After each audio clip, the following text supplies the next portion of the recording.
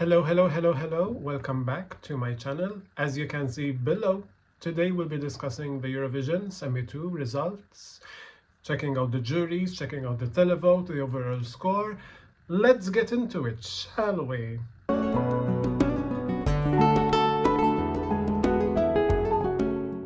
As you can see here, the qualifiers were Bulgaria, Romania, Australia, Norway, and Denmark, rounding up the top 5, and then Ukraine, Albania, Malta, Czech Republic, and Cyprus, filling in the rest of the qualifiers.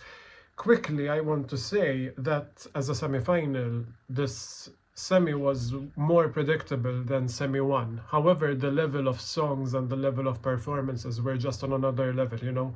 One song performed and then the next one was even amazing and you forget the one before, you know. So let's get into the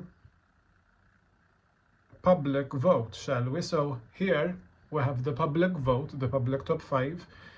In the semi-final we had Bulgaria, Romania, Albania in third, Ukraine, and then Norway rounding off the top 5 with the public vote.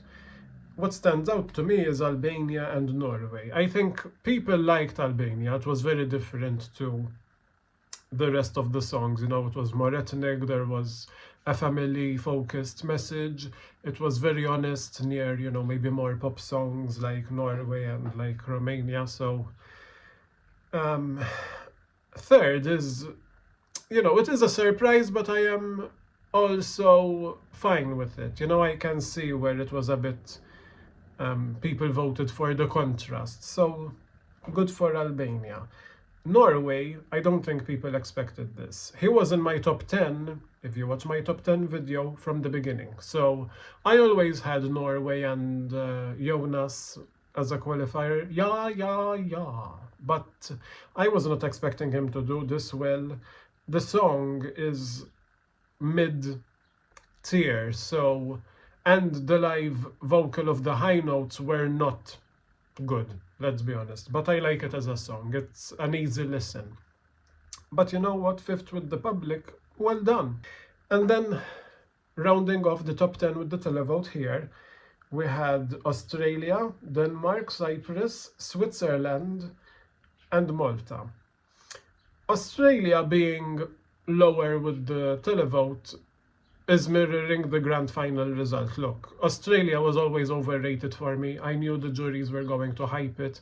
Yes, it was sung well. Yes, she is a pretty girl. Yes, she has a good voice. But the song has been done 800 times at Eurovision, and we have seen every angle that she had. The piano, the fake piano, we've had it before. The hair flips, raising to the roof, we have seen it 1,200 times. So I was over the song, and I am not surprised that for the public this was out of the top 5. Cyprus in 7th with the public. We all saw that semi-final performance from Antigone. I just have you falling in love. Oh, they want jala, jala, they want jala. Jala, jala, they want jala. I'm dancing on the table, baby. Shake my hips to tip the daily jala. That was not a good performance. I liked the song. I think it was my number 8 or number 7 of the year, but that semi-final performance should not have qualified. Maybe people liked the studio cut enough to still want it in the final, I don't know. Or pretty privilege, you know, she's a good-looking girl, but anyway. Interestingly, Switzerland, who did not qualify, was 9th, basically 10th. You know, Malta and Switzerland were 59 and 60. 9th with the televote. I think people were not jumping on Switzerland the way that they immediately jumped with Romania. Romania hit right away and people loved it and voted. So I can see why it lost points in that sense, but it was still enough for the televote to want it in the final. being 1 point from Malta, I think it's very interesting because both songs are very different, obviously. I think what worked for Malta here is the staging. The staging stood out. It was simple. Everyone else was fireworks, and Romania and Bulgaria over the top. I would say Norway was over the top, Denmark was over the top, Cyprus was over the top. So I think the fact that the Televote had Switzerland that was a bit more pared back, and Malta that was definitely, gentle, and nothing dramatic was happening on stage. 11th, we had Czech Republic. So under the Televote only system, Czech Republic would not have qualified, which, for me is devastating. It was my winner.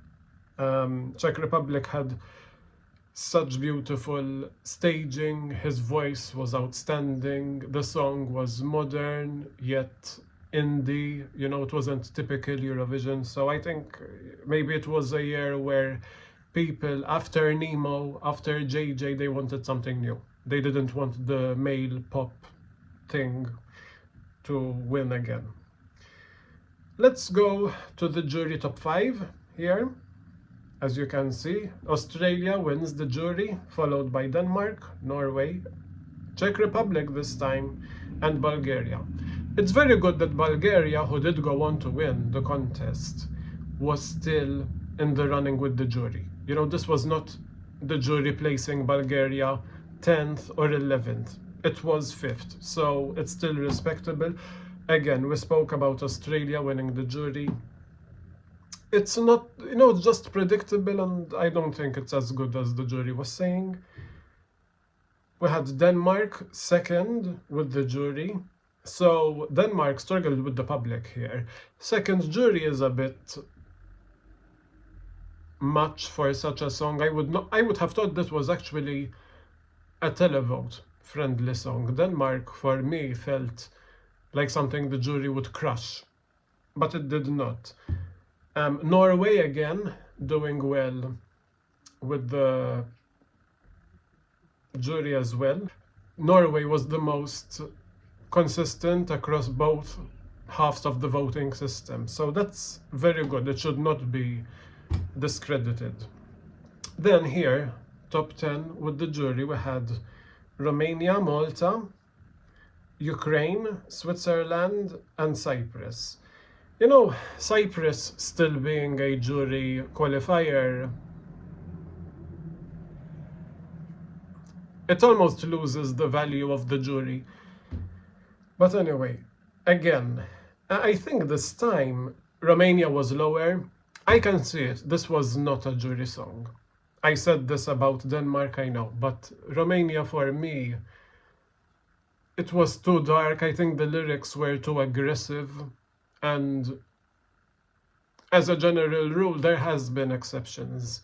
Such style of pop rock will not go well with the jury.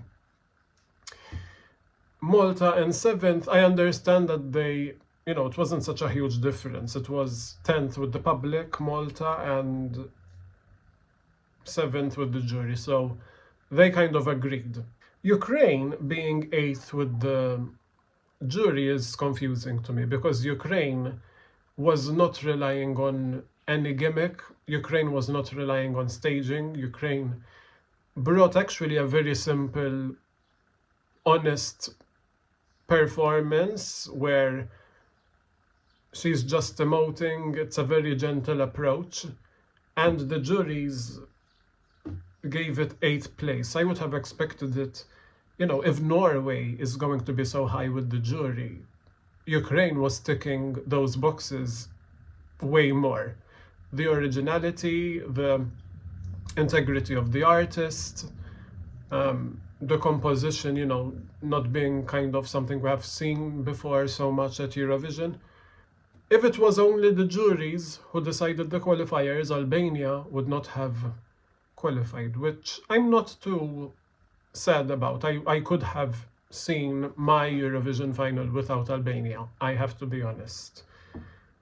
Both jury and Televote, by the way, agreed on Latvia, Armenia, Luxembourg, and Azerbaijan not qualifying. So I think this was very expected. These songs were weaker, and interestingly enough, the odds predicted all 10 qualifiers. So yes, as I said, it was more competitive and more intense, the level of performances and songs, but I think it was way more predictable, the qualifiers, than Semi 1. So yeah, tell me, do you agree? Do you disagree about Semi 2? Who should have qualified? Who shouldn't have qualified? But yes, tell me your comments down below, and I'll be seeing you for the reaction to Romania actually next. Bye!